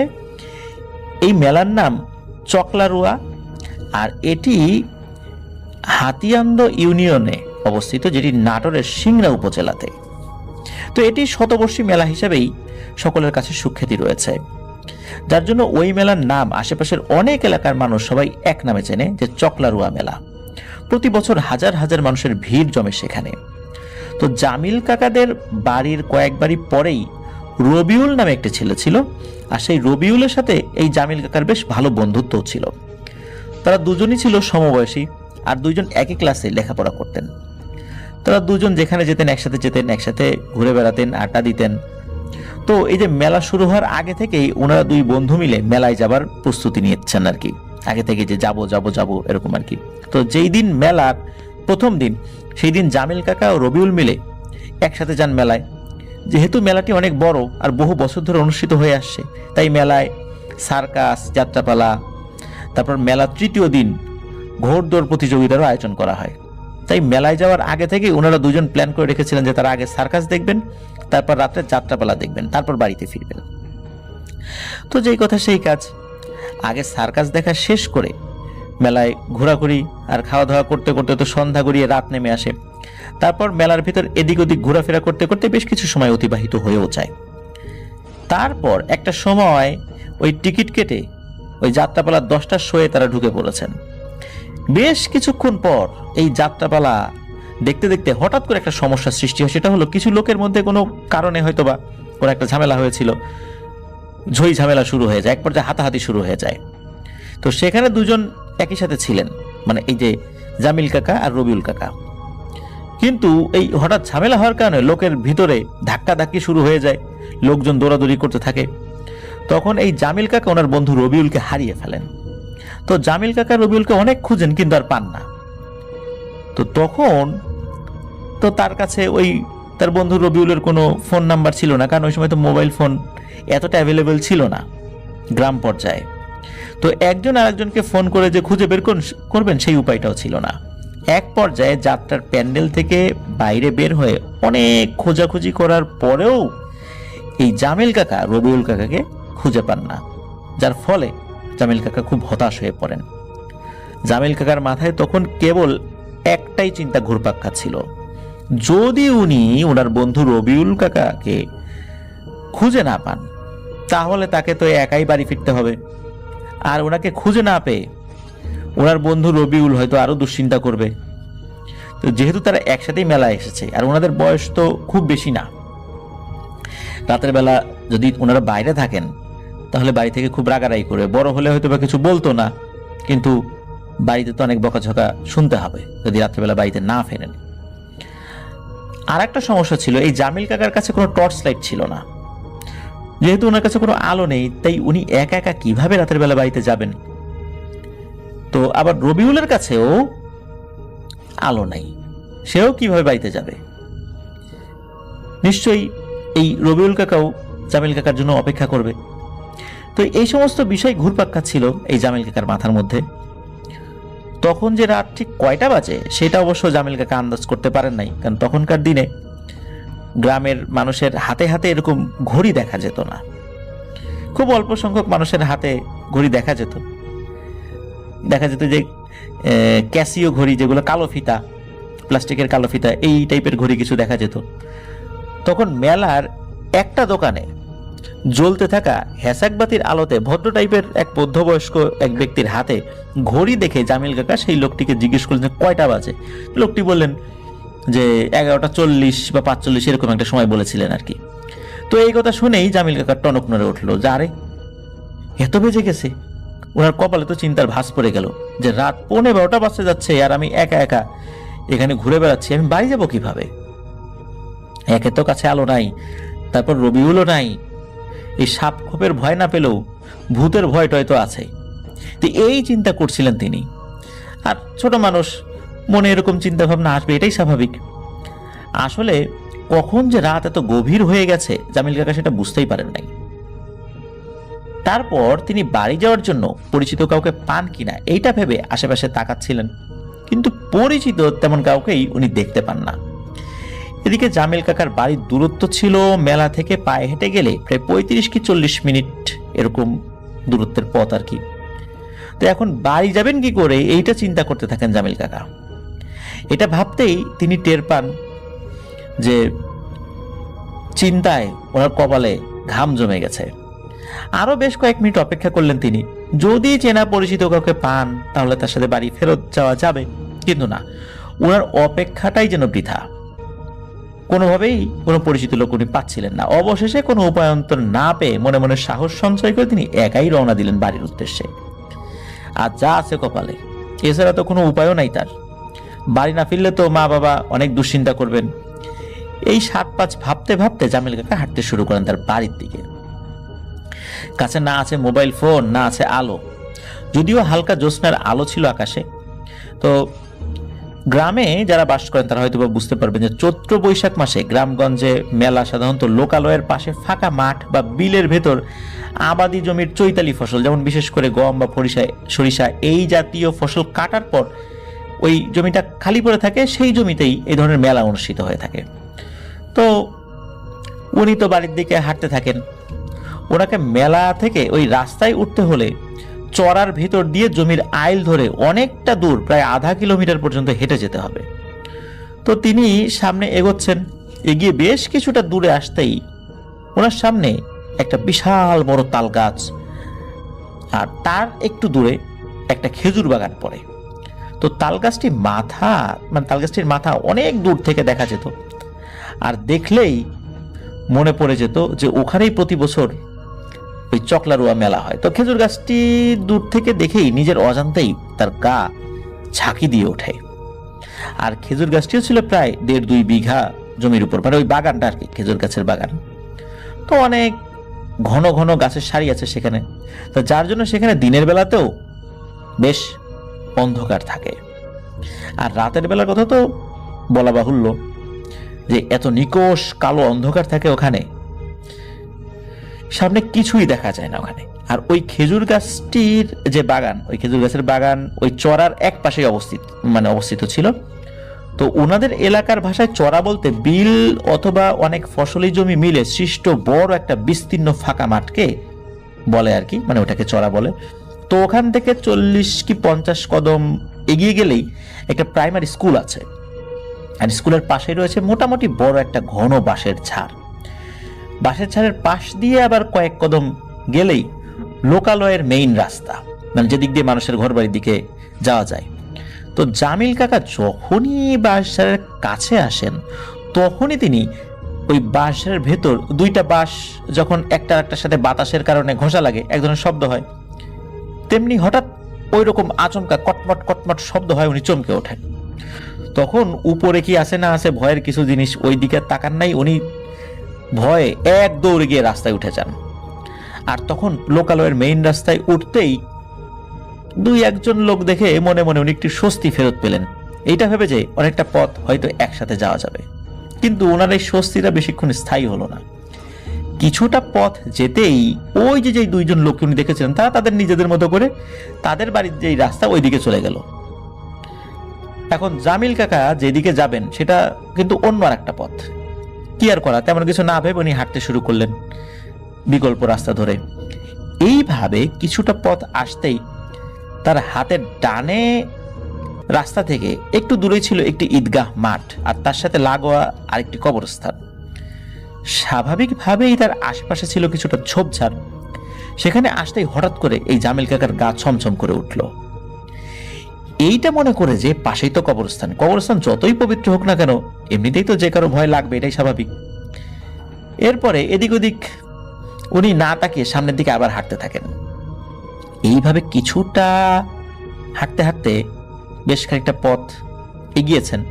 তো জামিল কাকার মনে হলো তার পেছনে কিছু একটা আছে। এমনটা মনে হতেই অজানা ভয়ে ওনার গায়ে কাঁটা দিয়ে ওঠে। পেছনে ঘুরে উনি তাকাবেন কি তাকাবেন না এটা ভাবতে ভাবতে এই দ্বিধাদ্বন্দ্ব নিয়েই এক ঝলকে উনি পেছন দিকে ঘুরে তাকান। পেছন দিকে তাকাতে উনি দেখতে পান একটা কুকুর আসছে তার পেছন পেছন।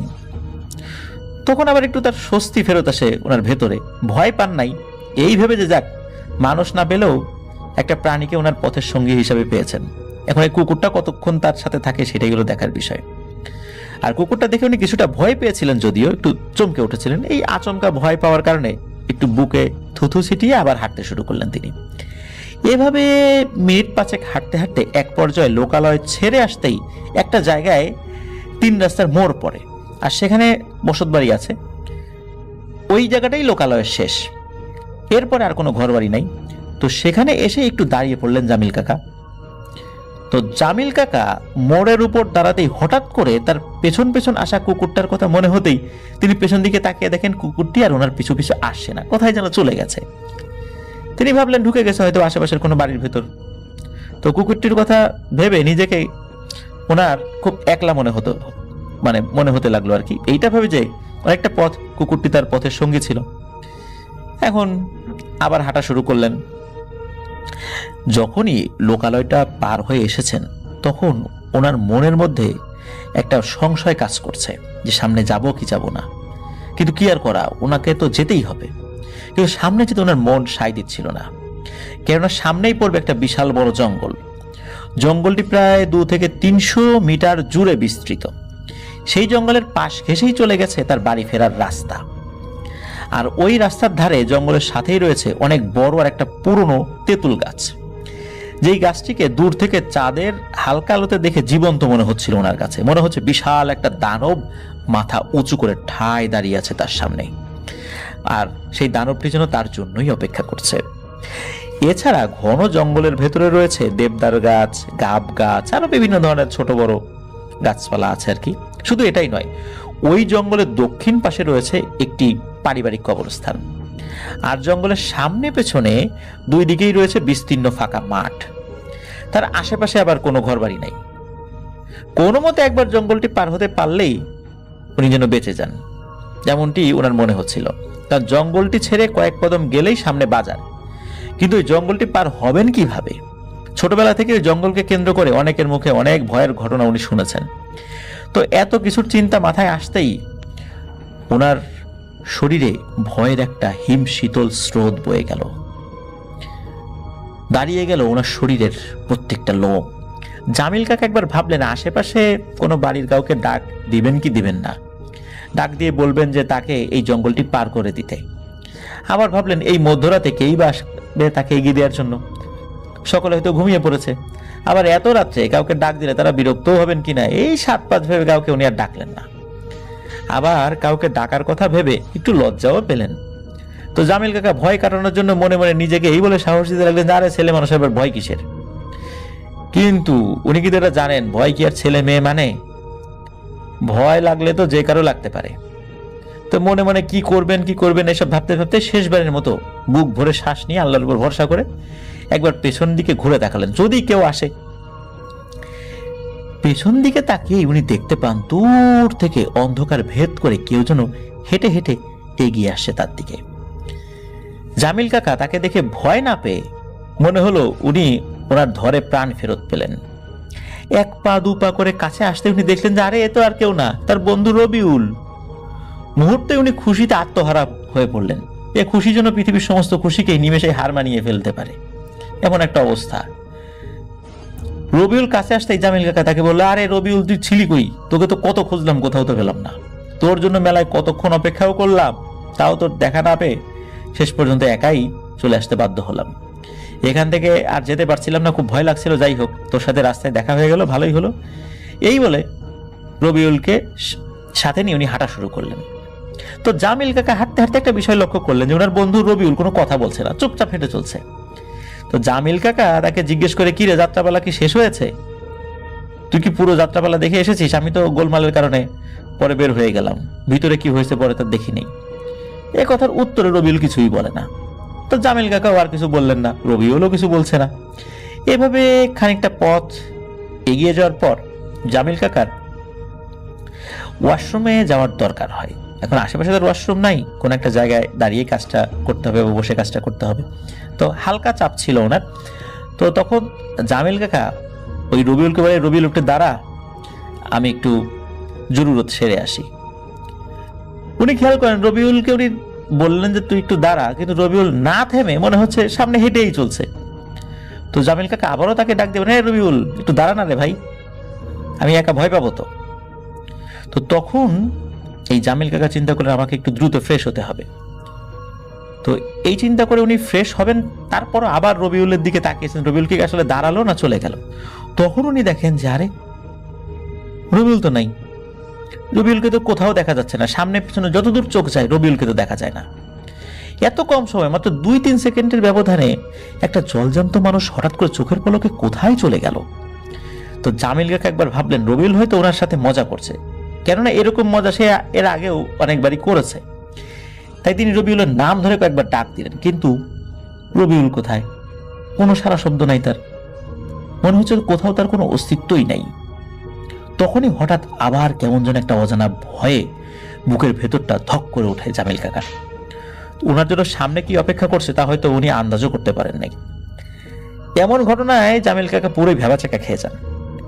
ওনার সাথে যা ঘটছে সেটা কি কল্পনা নাকি বাস্তব সেটা উনি বুঝে উঠতে পারছিলেন না। সব যেন কেমন গুলিয়ে যাচ্ছে ওনার কাছে। তিনি আর তেমন কিছু না ভেবে ভয়ে ভয়ে আল্লাহর নাম নিয়ে ডানে বায়ে না তাকিয়ে সোজা দৌড়াতে শুরু করেন, মানে একদম সামনের দিকে দৌড়াতে দৌড়াতে হঠাৎ ওনার দূর থেকেই এক পলকের জন্য চোখ যায় সামনের সেই তেঁতুল গাছের উপরে। জামিল কাকা দূর থেকে এক ঝলকের জন্য মানে দেখে তেমন কিছু বুঝতে পারলেন না, আর একটু কাছে আসতেই নিজের অজান্তেই আবার চোখ যায় সেদিকে। এবার উনি ভালোভাবে লক্ষ্য করতে পারলেন। উনি দেখতে পান ধপধপে সাদা কাপড় পরা একটা লাশের মতো অবয়ব গাছের ডালে দড়িতে ফাঁস দেওয়া অবস্থায় ঝুলছে। যতটুকু বোঝা যাচ্ছিল মুখটা ছিল ফ্যাকাশে সাদা সাদা, চোখের কোটরে মনে হচ্ছিল কোনো চোখ নাই, কিন্তু ওনার কাছে মনে হচ্ছিল ওই লাশটির নজর যেন তার দিকেই রয়েছে, আর এক হাত সমান জিহবা বের করে ঝুলে আছে সামনের দিকে। কি বিভৎস সেই চেহারা! এমন একটি দৃশ্য দেখে সেখানে একটা সুস্থ স্বাভাবিক মানুষ যে স্থির থাকবে এটা কিন্তু কোনোভাবেই সম্ভব নয় প্রিয় লিসেনার্স। এমন বিভৎস দৃশ্য একবার যে দেখবে সে কখনোই কিন্তু দ্বিতীয়বার সেই দৃশ্য দেখতে চাইবে না। আর জামিল কাকা তো তখন ছিলেন 16-17 বছর বয়সে একজন কিশোর। ওনার জায়গায় যদি আমরা নিজেকে একবার দাঁড় করিয়ে দেখি তাহলে বুঝতে পারবো উনি কি ভয়টা ওই সময় পেয়েছিলেন। তো উনি এই দৃশ্য দেখে সঙ্গে সঙ্গে এমন কলিজা ওনার কেঁপে ওঠে, মনে হচ্ছে কলিজাটা বুকটা ভেদ করে বের হয়ে যাবে, মানে বুক ফেটে বের হয়ে যাবে। উনি তো পরিমরি করে দৌড়ের গতি আরো বাড়িয়ে একটু এগিয়ে যেতেই এমন সময় পেছন থেকে তার কানে ভেসে আসে রক্ত হিম করে একটা কর্কশ কণ্ঠ, আর মনে হচ্ছিল একটা পৈশাচিক হাসির শব্দ। তার প্রাণ এবার যায় অবস্থা, তবুও তার সেই দৌড় কোনো মতেই কিন্তু থামবার নয়। ওই মুহূর্তে তিনি যে তার প্রাণটা হাতে নিয়ে প্রাণপণে দৌড়াচ্ছেন আর এক মনে ডেকে চলছেন আল্লাহকে, মনে মনে আল্লাহর নাম নিচ্ছেন আর বলছেন আজকে বেঁচে গেলে জীবনে আর কোনোদিন রাত করে বাড়িতে ফেরবো না। তো এভাবে দৌড়াতে দৌড়াতে একটা সময় উনি ওই জঙ্গলটা পার করে চলে আসেন এবং তার পাশে থাকা ওই পারিবারিক কবরস্থানকে পার করে চলে আসেন। তো উনি সামনেই দেখতে পেলেন বাজারের ভেতর একটি দোকানের সামনের দিকে আলো জ্বলছে।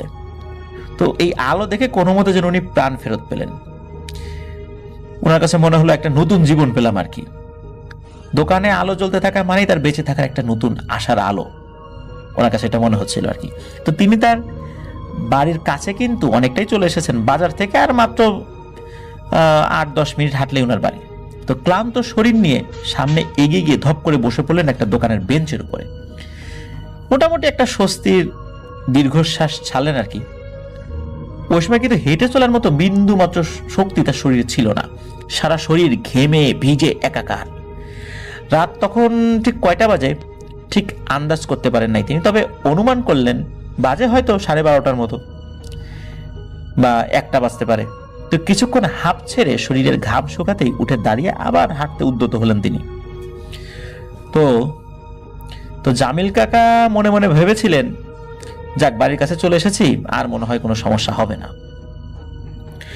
তো নিয়তি আসলে কি রেখেছে আমাদের জন্য এটা তো আমরা কেউ জানি না, তাই না? কে জানতো তার জন্য সামনে আরো ভয়ানক কিছু অপেক্ষা করছে। বাজারের পূর্ব পশ্চিম দিকে চলে গেছে মেইন রোড। বাজারের পশ্চিম দিকে কিছুটা দূরে কয়েকটা ঘরবাড়ি থাকলেও পূর্ব দিকে অবশ্য কোনো ঘরবাড়ি নেই, প্রায় 1-1.5 কিলোমিটারের মধ্যে। তো আর কোনো ভয় নেই মনে করে জামিল কাকা হাঁটছিলেন রাস্তার এক পাশ ধরে। রাস্তার দুই পাশে বড় বড় কড়ই গাছ আর তার দুই পাশে ফাঁকা মাঠ। মাঠের দিকে যতদূর চোখ যায় ততদূর শুধু ধু ধু করছে। কড়ই গাছের পাতার ফাঁকা দিয়ে হালকা চাঁদের আলো মাঝে মাঝে উকি দিচ্ছে। তো উনি তো এসে পড়েছেন রাস্তার উপর, আবার কোনো কোনো জায়গায় কিন্তু ছোপ ছোপ অন্ধকারও আছে। আশেপাশে নেই কোনো সারা শব্দ, চারদিকে শুনশান নীরবতা। মাঝে মাঝে অবশ্য ঝিঝি পোকার ডাক এটা ভেসে আসছে, আর হালকা বাতাসে এই কড়ই গাছের পাকা ফলের ঝনঝন শব্দও কিন্তু উনি পাচ্ছিলেন। তো ফাঁকা মাঠের দিক থেকে বয়ে আসা এই ঠান্ডা বাতাসের মধ্যে মনে হচ্ছিল একটা অশুভ ঘটনার সূত্রপাতের গান শোনা যাচ্ছে। এভাবে কিছুটা পথ আসতেই সামনে পড়ে একটা ছোট কালভার্ট। দূর থেকে কালভার্টের উপরে সাদা কিছু একটার অস্তিত্ব এটা টের পেলেন জামিল কাকা। ভয় যেন তাকে আরো জেগে বসলো। এমনিতেও তো চারদিকে খালি ভয়ের পরিবেশ, প্রতিটা মুহূর্তেই ভয়ের পরিবেশ সৃষ্টি হচ্ছে। উনিও ভয় পাচ্ছিলেন। তো শরীরটা তো আবারও ঝাঁকিয়ে দিয়ে উঠলো ওই সাদা একটা অবয়ব দেখে। আবারও তো ভয়ে ওনার শরীরের সমস্ত লোম দাঁড়িয়ে গেল। এদিকে ভয় না পাওয়ার জন্য জামিল কাকা নিজের মনকে সান্ত্বনা দিতে লাগলেন, আর চিন্তা করেন এটা মনে হয় কোনো সাদা কাগজ টাগজ কিছু একটা হবে, বড় কোনো পলিথিন হবে, এরকম কিছু একটা, তো নয়তো হতে পারে কোনো এরকম অন্য কিছু। তো এই চিন্তা করে এক পা দু পা করে সামনের দিকে এগোচ্ছেন। এইভাবে আরেকটু সামনে এগিয়ে এসে ভালোভাবে তাকাতেই আবার ওনার বুকের ভিতরে ধরাস করে উঠল। তিনি দেখতে পেলেন সাদা কাপড়ে মোড়ানো একটি লাশ পড়ে আছে তার সামনে। লাশটার মুখ খোলা, মুখটা ফ্যাকাশে, কোটরে কোনো চোখ নেই, জিহবাটা বের হয়ে চোয়াল বেয়ে পড়ে আছে মাটিতে, এত বড় জিহবা। ওনার বুঝতে বাকি রইল না যে এইটাই সেই লাশ যেটা উনি একটু আগে ওই জঙ্গলে তেঁতুল গাছে ঝুলে থাকতে এসেছেন। এইটা দেখে ওনার প্রাণটা আবারও বেরিয়ে যাওয়ার উপক্রম হলো। জামিল কাকা আল্লাহর নাম নিয়ে কোনো মতে লাশটিকে পাশ কাটিয়ে আবার প্রাণপণে ছুটতে লাগলেন সামনের দিকে।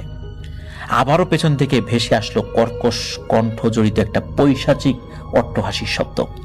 তো দৌড়ে কিছুটা পথ আসতেই জামিল কাকা খেয়াল করলেন সেই হাসির শব্দটা শোনা যাচ্ছে না। তবে হঠাৎ একসময় দৌড়াতে দৌড়াতে এক মুহূর্তের জন্য ওনার কাছে মনে হলো কেমন যেন আলাদা একটা শব্দ আসছে পেছন থেকে। উনি কি মনে করে দৌড়ের উপর একবার পেছনের দিকে ঘুরে তাকান, আর উনি যেটা দেখতে পান সেটা দেখার জন্য উনি মোটেও প্রস্তুত ছিলেন না। তিনি দেখলেন ওই লাশটি তার পেছন পেছন মাটিতে গড়িয়ে গড়িয়ে ধেয়ে আসছে ওনার দিকে। এবার মনে হলো সত্যি উনি মারা পড়বেন। আজকে হয়তো তার জীবনের শেষ সময় চলে এসেছে। ভয়ের পরিমাণটা যখন চূড়ান্ত মাত্রায়, তখন আর উনি সহ্য করতে না পেরে চিৎকার করে কেঁদে উঠলেন। তবুও এক বিন্দু পরিমাণ বাঁচার আশা নিয়ে হন্তদন্ত হয়ে প্রাণপণে কিন্তু উনি দৌড়াচ্ছেন। কিন্তু ওনার মনে হচ্ছিল পথ আর শেষ হচ্ছে না, অথচ ওনার বাড়িটা কিন্তু ওখান থেকে খুব বেশি দূরে না। এদিকে দৌড়ানো কিন্তু আর বিন্দু মাত্র শক্তি নেই তার শরীরে। ওনার কাছে মনে হচ্ছিল এখনই উনি মুখ থুবড়ে পড়ে যাবেন আর ওই জিনিসটা এসে তাকে চেপে ধরবে। কিন্তু তবুও হার মানলে তো চলবে না।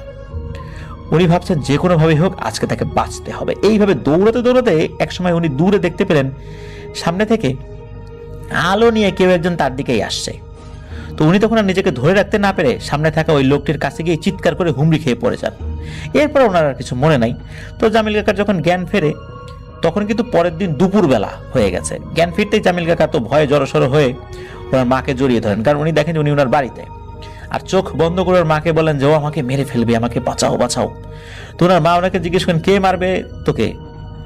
তখন আর উনি কোনো উত্তর দিতে পারেন না, কারণ ওই সময় উনি আসলে ওই ভয়ের যেই একটা চূড়ান্ত প্রভাব তার ভিতরে পড়েছিল ওটা থেকে তখনও বের হয়ে আসতে পারেন নাই।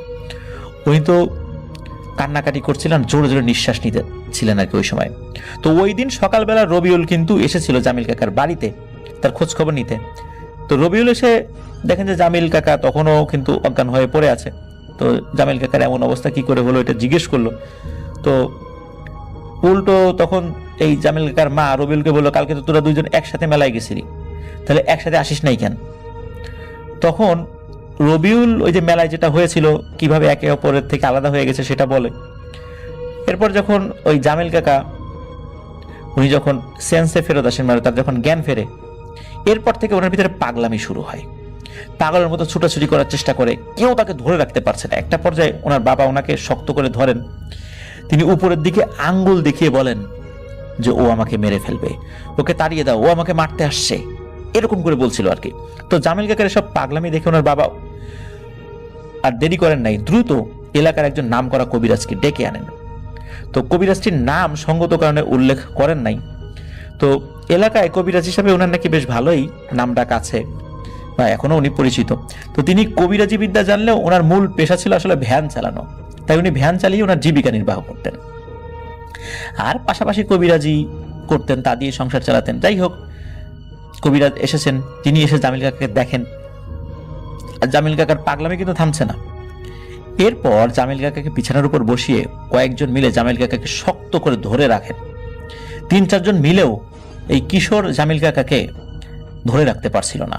ওদিকে কবিরাজ তার মতো করে রিচুয়াল করতে থাকেন। কবিরাজ প্রথমে জামিল কাকার ভেতরে থাকা জিনটাকে হাজির করেন, এরপর জিজ্ঞেস করে তার নাম কি আর কোথা থেকে এসেছে। যতই এসব জিজ্ঞেস করে সে কিছুই বলে না, চুপ করে বসে থাকে। এভাবে বেশ কয়েকবার জিজ্ঞেস করার পরেও কবিরাজ যখন দেখলেন কোনো কাজ হচ্ছে না, তখন তিনি একটি গ্লাসে পানি নিয়ে দোয়া দরুদ পরে ফু দিয়ে তাকে খেতে বললে তখন সে কিছু বলে না, খায়ও না, শুধু মাথা নিচু করে বসে থাকে। এক পর্যায়ে কবিরাজ রেগে গিয়ে একটু পানি হাতে নিয়ে জামিল কাকার উপর ছিটিয়ে দিতেই ওনার ভেতর থাকা জিনটি ওরে মারে, জ্বলে গেল, পুড়ে গেল বলে চিৎকার চেঁচামেচি শুরু করছে আর বলছে যে আমার মারিস না, আমি পানি খাচ্ছি। এই বলে সে পানির গ্লাস হাতে নিয়ে মুখে দিতেই জামিল কাকার মুখ বাঁকা হয়ে গেল, খুব বিকৃত হয়ে গেল অনেকটা। একবার ডান দিকে বাঁকা হয়, আরেকবার বাম দিকে বাঁকা হয়, এরকম করে মনে হচ্ছে যে উনি নিজেই এটা করছেন, কিন্তু এটা অস্বাভাবিক, এটা আসলে কোনো মানুষ স্বাভাবিকভাবে এটা করতে পারে না। যাই হোক, ওদিকে কবিরাজ বলে, এই বল তুই কে আর কোথা থেকে এসেছিস আর কেনই বা এই ছেলের উপর ভর করেছিস? তখন জামিল কাকার ভেতরে থাকা ওই জিনটি আবার চুপ করে থাকে।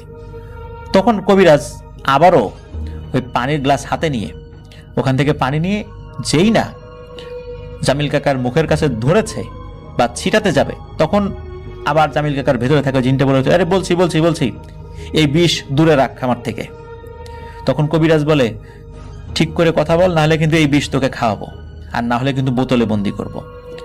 তখন জামিল কাকার ভেতর থেকে বলে ওঠে, আমার নাম শম্ভুনাথ ঠাকুর, আমি ওই চকলারুয়া খেজুর বাগানের কাছে তাল গাছে থাকি। তখন কবিরাজ জিজ্ঞেস করে, তা তুই থাকিস ভালো কথা, এই ছেলের উপর ভর করছিস কেন, আর এর উপর ভর করে তোর লাভটা কি? তখন জামিল কাকার ভেতরে থাকা ওই শম্ভুনাথ ঠাকুরটি বলে যে লাভ লস আমি বুঝি না, আমার কাজই মানুষকে ভয় দেখানো। ওই মেলা থেকে একা একা খেজুর বাগানের দিকে যারাই আসে সুযোগ বুঝে আমি তাদেরকে ভয় দেখাই। তো মেলা তো শুরু হয়েছে মাত্র, এরপরেও যারা আসবে তাদেরকে আমি ভয় দেখাবো, আর বিভিন্ন সময় ওই দিক দিয়ে যারা আসে তাদেরকে আমি ভয় দেখাই। ভেবেছিলাম ওকে ওখানেই ভয় দেখাবো, কিন্তু সেখানে ওর থেকে একটু দূরেই লোকজন ছিল, তাই ওকে ভয় দেখাতে না পেরে ওর পিছু নেই, আর ওই জঙ্গলের কাছে এসে ওকে ভয় দেখাই, তারপর ওই কালভার্টের উপরে। এইসব শোনার পর কবিরাজ তার গায়ে আবার একটু পানি ছিটিয়ে দেয়।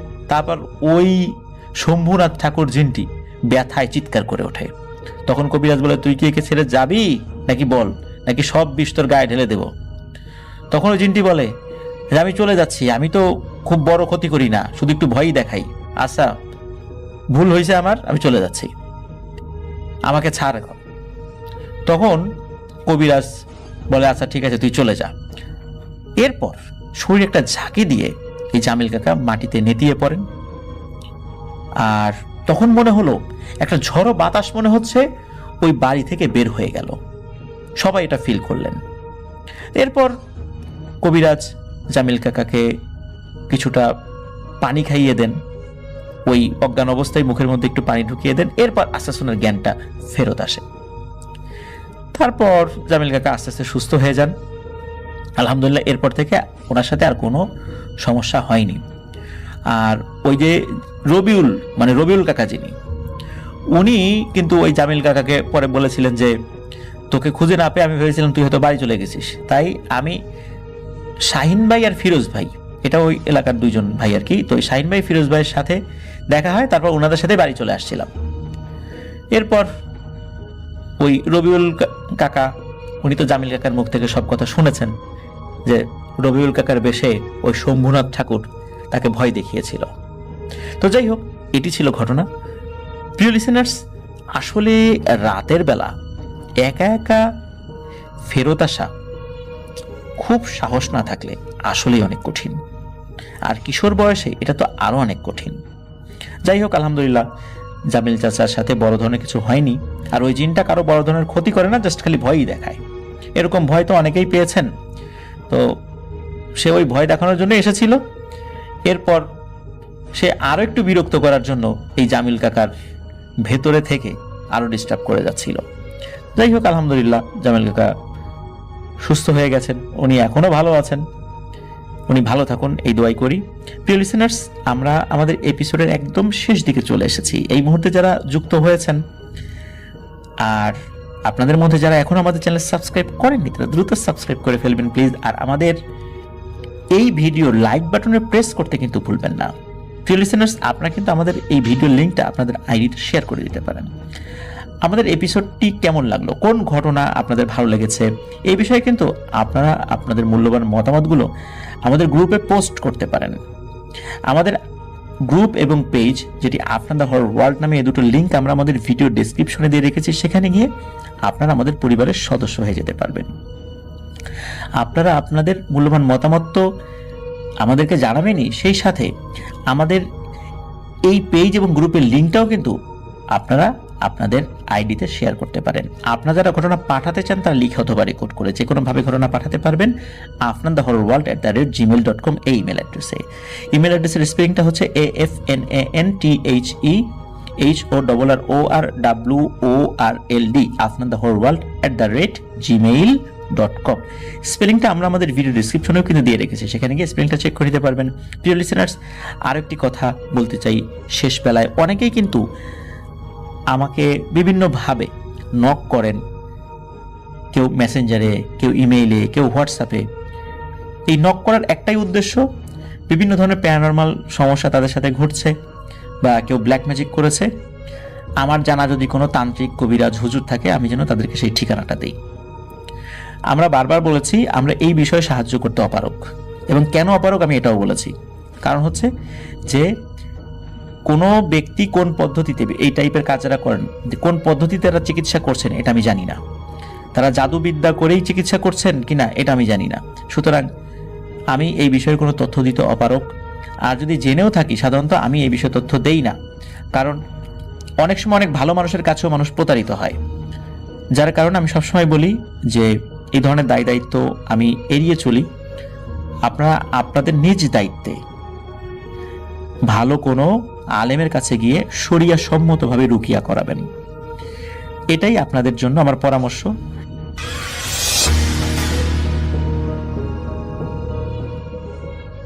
হ্যালো লিসেন, আসসালামু আলাইকুম। আজকে যে বাছাইকৃত ঘটনাগুলো ছিল সবগুলোই আপনাদের জন্য আমি প্রতিনিয়ত এই সুন্দর সুন্দর বাছাইকৃত ঘটনাগুলো নিয়ে আসতেছি। তো আপনাদের জন্য আমি প্রতিনিয়ত কিন্তু সুন্দর ঘটনা এবং ভয়ঙ্কর লেভেলের ঘটনাগুলো নিয়ে আসতেছি। আপনারা যে রিলেটেড ঘটনাগুলো শুনতে চাচ্ছেন প্রতিনিয়ত, সেই রিলেটেড ঘটনাগুলো নিয়ে আসতেছি। তো এর পরবর্তীতেও আপনাদের জন্য আমরা আরও সুন্দর সুন্দর ঘটনা নিয়ে আসবো। তো আমরা এর পরবর্তীতে আপনাদের জন্য একটা স্পেশাল এপিসোড নিয়ে হাজির হব ইনশাআল্লাহ। সো এরকম স্পেশাল এপিসোডগুলো আপনারা শুনতে চাইলে অবশ্যই আমাদের এই চ্যানেলটিকে সাবস্ক্রাইব করতে ভুলবেন না, কারণ আমরা প্রতিনিয়তই কিন্তু আপনাদের জন্য এরকম সুন্দর সুন্দর বাছাইকৃত স্পেশাল এপিসোডগুলো নিয়ে আসতেছি। সো এরকম সুন্দর বাছাইকৃত এপিসোড শুনতে হলে অবশ্যই চ্যানেলটিকে সাবস্ক্রাইব করতে হবে, লাইক, কমেন্ট, শেয়ার করতে ভুলবেন না। আর আপনারা অবশ্যই আজকে যে ঘটনাগুলো শেষ পর্যন্ত শুনলেন, এজন্য আপনাদেরকে অসংখ্য অসংখ্য ধন্যবাদ। আর আপনারা জানাবেন যে আপনাদের কার ঘটনাটি কীরকম লাগলো এবং কার ঘটনাগুলো আপনারা শুনতে চান বেশি থেকে বেশি। এই ঘটনাগুলো আমাদেরকে কমেন্ট সেকশনে জানাবেন, যাতে আমরা বুঝতে পারি যে আপনাদের এই রিলেটেড ঘটনা এবং এর ঘটনাগুলো ভালো লাগে। সো এইরকম রিলেটেড ঘটনাগুলো আমরা আপনাদের মাঝে আমরা হাজির করাতে চেষ্টা করব। সো এর পরবর্তীতে আপনাদের জন্য আরও সুন্দর এপিসোড নিয়ে হাজির হবো ইনশাল্লাহ।